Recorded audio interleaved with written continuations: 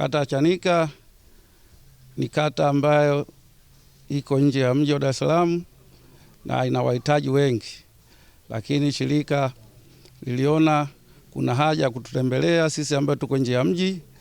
Wahitaji wako wengi, mpaka sasa hivi ndani ya kata yetu tumejengewa nyumba 16.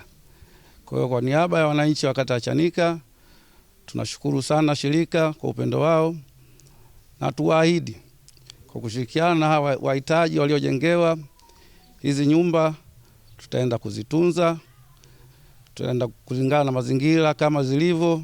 Hizi nyumba si tu alama za nyumba bora, bali zimegusa jamii kubwa. Kuna walemavu waliofaidika kwa nyumba hizi, kuna wajane, kuna wazee pia. Kwa hiyo tunawashukuru sana shirika na tunawaomba wasituchoke, waendelee kuja kwenye miradi mingine ili uweze kufikia watu wengi ndani ya kata yetu. Lengo letu kubwa ni kuhakikisha kwamba kila mtu anakuwa na makazi ambayo yanakuwa ni salama na bora, lakini pia ni makazi ya gharama nafuu. Tunafanya hivi kwa sababu tunataka kujenga jamii, lakini tujenge mazingira ya nyumbani. Kwa sio nyumba tu kwa maana ya kuta 4, ila kuwe ni nyumba ambayo ni nyumbani, lakini tunajenga au kuweka tumaini kwa wale wanaoishi katika ile nyumba. Kwa hiyo hata wale watu ambao tunasema kwamba ni watu ambao wana hali ya chini, watu ambao wana kipato kidogo, wana uwezo kabisa wa kumiliki.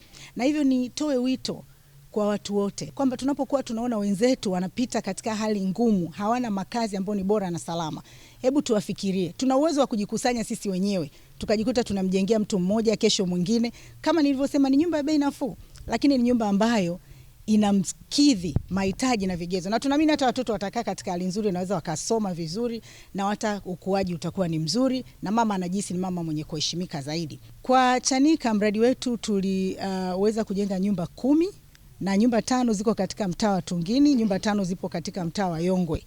Kwa hiyo kwa sasa tumekuja kuzikabidhi hizi nyumba zote kwa walengwa, na kuanzia sasa tunapomkabidhi manake inakuwa ni nyumba yake kamili. Na tunachokuwa tunakingoja ni kwa serikali kuendelea kuwasaidia kuhakikisha wanapata hati miliki, ili kwamba ule umiliki kutimilika na asiwepo mtu yote kuweza kunyang'anya hizi nyumba. Na kwa Tanzania nzima naweza kusema tumekabidhi nyumba zaidi ya 10,800, kwa sababu kama nilivyosema tumeanza toka 1976 na tulikuwa katika mikoa mbalimbali ikiwepo Tabora, Tanga, Kigoma, Dodoma, na pia tulienda Zanzibar kidogo. Kwa kweli nilikuwa na maisha magumu kama mnavyoyaona. Nilianzia turubai, baadaye nikapata kujenga mabanda, ndo nilikuwa naishi mpaka sasa.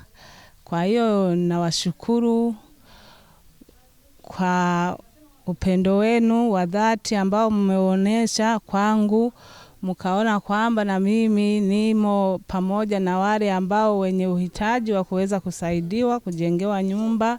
Yaani shirika la Habitat ninawashukuru sana. Nilikuwa na hali ngumu sana kwa sababu mvua ikinyesha nilikuwa nahangaika na watoto, jua kali. Yaani nilikuwa sikai ndani kwa kweli, lakini sasa hivi kuanzia leo nadhani nitalala vizuri. Mwanzo nilikuwa na mazingira magumu sana. Kwenye familia nilikuwa na changamoto. Maana yake nina watoto wa kiume na wa kike. Tuna chumba na ukumbi. Jinsi ya kulala inakuwa ni changamoto. Kwa sasa hivi itakuwa ni vizuri zaidi. Kutokana na nini? Ile changamoto itakuwa imeshaisha. Nashukuru sana. Haya mazingira niliokaa nayo mpaka sasa hivi. Hapa nilipofikia ninashukuru, sina cha kuwalipa.